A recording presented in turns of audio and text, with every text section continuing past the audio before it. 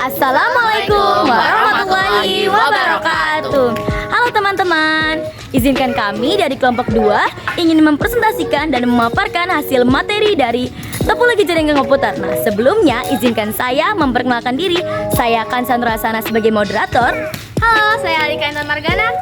Halo, saya Aidian Pembudi. Hai, saya Sasi Aulia Rizky. Halo, saya Rahel Afifah. Halo, saya Danang Aditya Saputro. Nah, oke, kita lanjut ke materinya.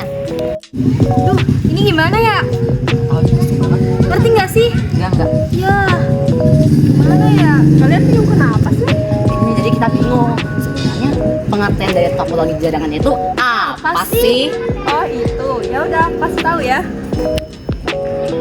Jadi pengertian dari topologi jaringan komputer itu adalah metode yang digunakan agar menghubungkan satu komputer dengan komputer lainnya. Topologi jaringan komputer juga dapat menghubungkan dua komputer atau lebih dengan menggunakan kabel UTP, fiber optik maupun tanpa kabel atau nirkabel sebagai media transmisinya. Topologi dasar jaringan komputer merupakan peta dari berbagai jaringan komputer. Topologi jaringan komputer itu dibagi menjadi dua, yaitu topologi secara fisik dan topologi secara logika. Topologi secara fisik itu menjelaskan susunan dari label, komputer, serta lokasi dari seluruh komponen jaringan. Sementara itu, topologi secara logika menetapkan informasi atau aliran data dalam jaringan. Berikutnya adalah jenis-jenis topologi jaringan komputer. Sebelumnya, kalian tahu nggak sih jenis-jenis topologi jaringan komputer itu dibagi jadi berapa? Nggak tahu. Jadi, jenis-jenis topologi jaringan komputer itu dibagi jadi dua. Yang pertama adalah topologi fisik. Topologi fisik adalah bentuk fisik dari tata letak kabel yang terlihat dengan jelas dan tidak abstrak. Topologi fisik ini tuh menentukan cara perangkat ini dihubungkan dengan atau tanpa kabel yang mengacu pada interkoneksi jaringan antara node, terus koneksi fisik dan juga jaringan kabel dan sebagainya. Kemudian topologi fisik ini itu dibagi lagi jadi dua. Yang pertama itu adalah point to point connection dan juga multi point connection. Terus selanjutnya adalah topologi logis. Topologi logis ini dia cenderung lebih abstrak dan strategis yang mengacu pada pemahaman konseptual tentang bagaimana jaringan ini diatur dan bagaimana data ini bergerak melaluinya. Topologi logis ini dia juga dibagi lagi jadi 9 jenis, yaitu topologi bus, topologi ring, topologi mesh, star, tree, peer-to-peer, linear, hybrid, dan juga LAN. Nah, di sini aku ingin ngejelasin nih cara memilih topologi yang tepat. Yang pertama ada skalabilitas. Nah, skalabilitas topologi jaringan komputer yang digunakan merupakan faktor terpenting. Nah, jika pemilik bisnis mampu memprediksi pertumbuhan bisnis, maka akan lebih mudah nih untuk memilih topologi tertentu. Nah, setiap topologi memiliki potensi skalabilitasnya sendiri. Misalnya topologi star. Itu kan memudahkan untuk menambah atau menghapus node dari jaringan karena setiap node memiliki tautan individual dengan perangkat atas. Sedangkan topologi ring, penambahan atau penghapusan node itu sangat merepotkan karena seluruh jaringan offline untuk menjalankan tugas-tugas ini. Oh, gitu. Ada lagi nih, yang kedua ada hemat biaya. Hemat biaya merupakan faktor penting secara umum. Kalian semua pasti udah tahu ya, kalau setiap bisnis pasti ingin hemat uang, mengurangi biaya dan meningkatkan penghasilannya. Dalam kasus topologi jaringan, kompleksitas jaringan itu harus berbanding lurus dengan pengaturan topologi jaringan. Dalam kasus topologi jaringan, harus ada keseimbangan antara biaya pembayaran jaringan, pengoperasian jaringan, dan tingkat kinerja jaringan. Misalnya pada topologi mesh yang merupakan topologi yang paling tidak efisien karena membutuhkan banyak tautan. Dan yang ketiga ada keamanan. Keamanan merupakan faktor penting secara umum. Kerahasiaan dan keamanan data itu sangat penting. Dan reputasi suatu perusahaan itu dipertaruhkan dalam hal keamanan data. Misalnya adalah topologi yang paling aman, yaitu topologi mesh yang merupakan topologi yang menyediakan koneksi khusus ke setiap node dan kemungkinan kehilangan data itu minimal. Nah, lalu ada manfaat perancangan topologi jaringan komputer. Nah, yang pertama itu ada arah jalur internet menjadi lebih jelas. Jadi memudahkan itu engineer untuk melakukan konfigurasi. Lalu yang kedua, ada dapat meminimalisir biaya instalasi jaringan karena semua sudah dihitung dalam topologi jaringan. Jadi minim kemungkinan perangkat untuk melebihi atau kekurangan. Nah, yang ketiga, memudahkan dalam maintenance maupun upgrade di sisi network engineer karena semua sudah terstruktur dengan rinci. Pemberian label di setiap kabel juga menjadi nilai plus loh. Nah, yang keempat, ada menjadi sangat mudah di sisi user karena dapat berkomunikasi dengan baik. Ya, itu teman-teman, kita masuk ke materi terakhir, yaitu mengenai cara kerja dari topologi jaringan. Sebelumnya, teman-teman udah pada tahu belum nih cara kerja dari topologi jaringan? Nggak tahu. Hah? Teman-teman belum pada tahu cara kerja dari topologi jaringan? Pakai nanya. Kalau belum tahu, yuk sini aku jelasin. Nah, teman-teman, topologi jaringan itu pada dasarnya bekerja dengan cara menghubungkan komputer-komputer agar menjadi sebuah jaringan yang dapat saling berkomunikasi satu sama lain. Yang dimana komunikasi inilah yang dapat membuat node-node dalam jaringan bisa saling mengirim dan menerima data hingga berbagi akses. Nah, di sini selanjutnya aku akan menjelaskan mengenai cara kerja dari beberapa jenis topologi. Untuk yang pertama itu ada topologi ring. Sebelumnya aku akan jelasin dulu nih topologi ring itu apa. Topologi ring adalah topologi yang berbentuk seperti cincin. Sesuai dengan namanya ya, topologi ring artinya topologi cincin. Nah, pada topologi ring ini setiap komputer akan dihubungkan dengan dua node terdekat dan node terakhir akan dihubungkan ke node yang pertama sehingga membentuk sebuah lingkaran. Nah, untuk cara kerja sendiri, yang pertama itu ada setiap komputer harus terhubung dengan komputer sebelum dan selanjutnya. Jika ada token yang masuk dari perangkat atau komputer sebelumnya, maka perangkat tersebut akan melakukan translasi yang kemudian akan diteruskan ke perangkat selanjutnya.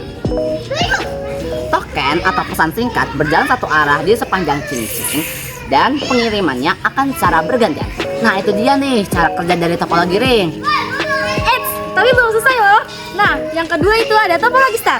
Nah, topologi jaringan star ini dirancang dengan beberapa jaringan komputer untuk terkoneksi ya, dengan pusat yang disebut dengan hub atau switch sehingga berbentuk bintang. Nah, itu jadi topologi star berbentuknya bintang ya. Nah, kemudian jaringan yang berada di pusat ini akan semacam server sentral. Oke, selanjutnya akan dijelaskan, oke? Nah, lanjut ya teman-teman. Nah, selanjutnya itu yang ketiga ada topologi tree. Artinya topologi berbentuk seperti pohon. Topologi tree ini juga sering disebut sebagai topologi hibrida ya teman-teman. Nah, teman-teman tahu nggak sih topologi hibrida, topologi tree ini itu merupakan gabungan dari topologi bus dan topologi star, yang dimana topologi bus menjadi konektor utama dari beberapa topologi star. Ya, sesuai dengan namanya, jika diibaratkan seperti pohon, topologi bus menjadi batang utama yang menghubungkan beberapa topologi star sebagai rantainya. Nah, selanjutnya ada topologi mesh. Nih, topologi mesh ini tuh bekerjanya sangat sederhana loh. Kenapa? Karena topologi mesh bekerja secara point to point, yang artinya perangkat-perangkat akan dihubungkan secara langsung ke perangkat lainnya, sehingga membuat data yang dikirimkan akan langsung menuju ke node yang ditujukan. Nah, hal ini tuh bisa terjadi karena pada topologi mesh ini terdapat kabel yang saling terhubung antar komputer yang membuat pengiriman arus data informasi akan berlangsung dengan cepat. Nah, yang terakhir, sebentar. Sebelumnya tadi tuh udah apa aja sih? Tadi udah topologi ring, topologi star udah, topologi mesh udah, topologi tree udah. Oh iya, sekarang adalah topologi bus. Ya, topologi bus itu juga gak kalah sederhana nih cara kerjanya dari topologi mesh. Nah, kenapa? Karena topologi bus itu bekerja dengan satu arah saja atau unidireksional dari ujung satu ke ujung lainnya. Nah, untuk cara kerja topologi bus sendiri itu dengan cara menghubungkan dari server lalu dibagikan dengan menggunakan sambungan bus sebagai penghubung antar ujung kabel jaringan. Nah, itu dia nih teman-teman cara kerja dari beberapa jenis topologi jaringan. Gimana nih? Kalian udah paham belum dengan materi topologi jaringan komputer? Udah sih, tapi kayaknya ada yang kurang deh. Apa ya? Oh iya, kelebihan sama kekurangannya belum. Nah, jadi ada satu materi yang ketinggalan, yaitu kelebihan dan kekurangan topologi. Nah, yang pertama yaitu topologi bus. Nah, kelebihan yang pertama adalah mudah dipahami, jelas. Yang kedua, penggunaan biayanya efektif. Yang ketiga, ideal dengan digunakan pada jaringan yang kecil dengan jumlah node yang sedikit. Yang keempat, membutuhkan kabel yang lebih sedikit. Yang kelima, memberi kemudahan untuk melakukan penambahan atau pengurangan node jaringan. Lalu terdapat kekurangan. Yang pertama, jika kabel utama dari jaringan mengalami kegagalan, seluruh jaringan akan gagal juga. Lalu yang kedua, bersifat unidirectional, sehingga pengiriman data hanya satu arah. Lalu yang terakhir, kecepatan pengiriman data akan menurun drastis seiring bertambahnya jumlah node jaringan. Yang kedua ada topologi. Kelebihannya yaitu satu, mampu menangani komunikasi data dengan beban berat lebih baik dari topologi bus. Yang kedua, mempunyai konfigurasi ring sehingga jaringan tidak membutuhkan node yang berperan sebagai hubungan pusat. Tiga, proses instalasi dapat dilakukan dengan mudah.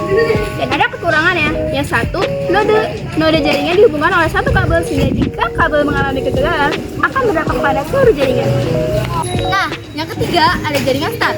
Kelebihannya itu jaringan mudah dibangun dan dimodifikasi. Lalu yang kedua, jika ada gangguan atau proses perbaikan mudah dilakukan. Nah, yang ketiga ini perangkat dalam jaringan dapat ditambah dan dikurangi tanpa mengganggu jaringan apapun. Nah, yang keempat, kegagalan satu node tidak akan berdampak pada keseluruhan jaringan. Nah, lalu kekurangannya apa ya? Nah, kekurangannya itu ada tiga. Yang pertama itu biayanya mahal. Nah, yang kedua itu jaringan sangat tergantung pada pusat. Nah, lalu yang ketiga, kinerja jaringan sangat bergantung kepada konfigurasi, efisien, dan daya node pusat. Lalu ada topologi mesh. Kelebihannya yaitu satu, semua node terkoneksi satu dengan lainnya. Yang kedua adalah isolasi dan deteksi kegagalan dapat dilakukan dengan mudah. Yang ketiga, merupakan jaringan yang kuat. Yang keempat, tersedia keamanan dan perlindungan privasi. Lalu ada kekurangannya, yaitu satu, biaya yang dikeluarkan tergolong cukup tinggi. Nomor 2, biaya jaringan yang cukup kompleks untuk dipahami.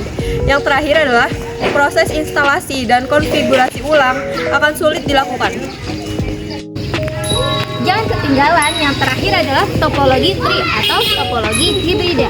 Kelebihannya itu bersifat fleksibel, mudah dikelola, cocok digunakan buat jaringan dengan jumlah node yang besar, terus node dapat ditambah dan dikurangi dengan mudah.